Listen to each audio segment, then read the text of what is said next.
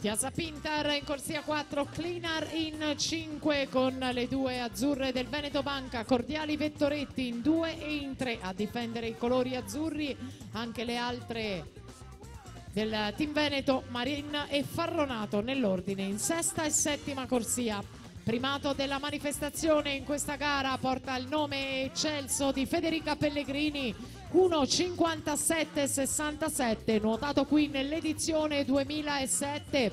Federica che nuotò qui il primato della manifestazione nell'anno della consacrazione, arrivò poi ai mondiali di Melbourne, poco dopo il Memorial Javi, dove stabilì il suo primo primato del mondo nei 200 stile libero. Fu poi terza nella finalissima con Lor Manodou che le tolse il primato, ma da lì è stato un susseguirsi di successi e primati del mondo per Federica Pellegrini.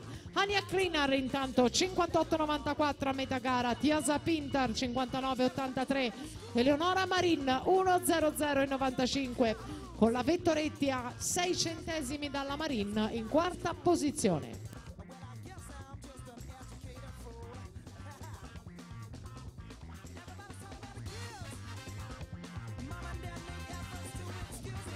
Ania Klinar ai 150, una lunghezza sulla Pintar.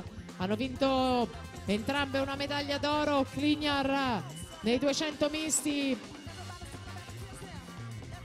Ha vinto la Klinar la medaglia d'oro nei 200 misti. La Pintar è stata argento e dunque si ripete la doppietta slovena al comando con la Marin e la Vettoretti che battagliano per la terza posizione. Si inserisce anche la Farronato nella lotta per il podio. Intanto Ania Klinar 1,58,87, Tiasa Pintar 2,01,20 e il terzo posto ad Eleonora Marin 2,04,02.